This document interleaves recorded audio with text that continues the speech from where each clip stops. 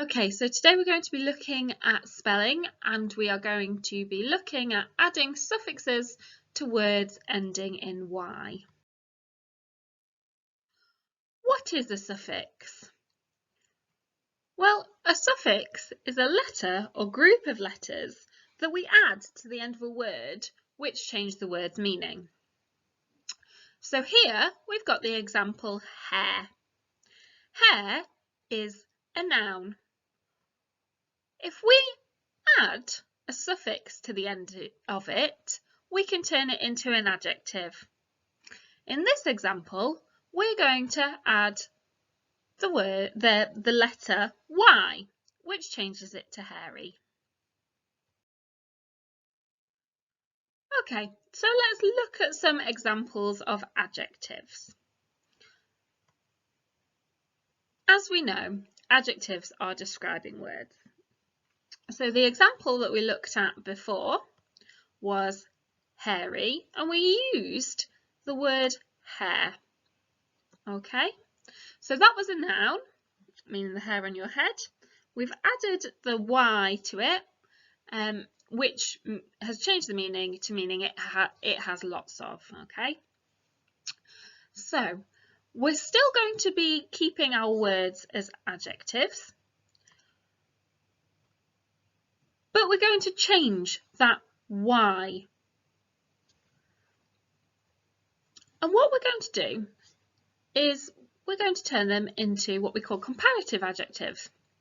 So instead of having the Y, we cross it out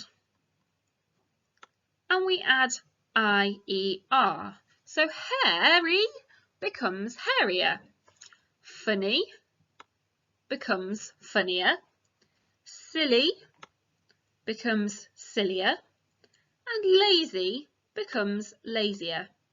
And we're using those comparative adjectives to compare two things. For example, we could have the dog is hairier than the cat. The most important thing to remember when we're adding additional suffixes onto these words is that we cross off the Y and we add an I and then the ER suffix, okay? So, we can also have superlative adjectives. Hairier becomes hairiest, funnier becomes funniest, sillier becomes silliest, and lazier becomes laziest. These superlatives are just a grammar way of saying the most. So hairiest, the most hairy, funniest, the most funny, silliest, the most silly, laziest, the most lazy. Cats are the laziest animals.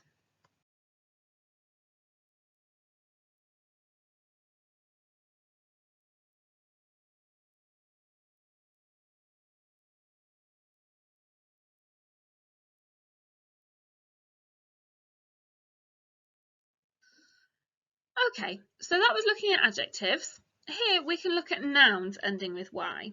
Okay, if we've got a singular noun, singular, you remember, means one. We've got one baby. If we want to turn that to a plural, so more than one, we get babies. Again, we've crossed out that Y and we've swapped it for an I and then ES. Okay. This works for all different nouns that end in Y. So sky becomes skies, cry becomes cries, enemy becomes enemies, and activity becomes activities. You'll notice that in these last two, the Y is making the E sound at the end. Enemy, activity. In the first two, the Y is making an I sound. Sky and cry. Okay? It doesn't matter what sound it's making. If it's at the end of the word and we're changing a singular noun to a plural noun, we just change it to IES. Okay, if it ends in a Y, we change it to IES. Okay, so looking at verbs now, which, as you'll remember, are doing words. For example, run and dance are types of verbs, but we're going to be looking at those verbs that end in Y. Here we have cry. You might have noticed that I used cry as an example for the nouns as well. Cry is one of those words that can be a noun or a verb depending on how it's used. Okay, so I cry, I'm doing something, that's a verb, or if we're talking about the babies cry, that's a noun. It belongs to the baby. Okay, so the principle is exactly the same. If we're changing this verb in any way, in this example we're going to be changing it to past tense. So we've got cry. I cry. I'm going to change it to past tense. So I cried. We're taking off that Y and we're adding IED. Okay. This works for all other verbs ending in Y as well. So reply becomes replied, try becomes tried, rely becomes relied, and all of them we've taken off the Y and added IED. Okay. It also works if you're talking about other people doing something. So I cry. If we're talking about somebody else doing it, talking in the third person, she cries. Again, it works with the others. I reply, he replies. I try, he tries. I rely, she relies. Okay. Okay, so we don't take off the Y and add an I if we're just adding ing. For example, carry becomes carrying, sorry.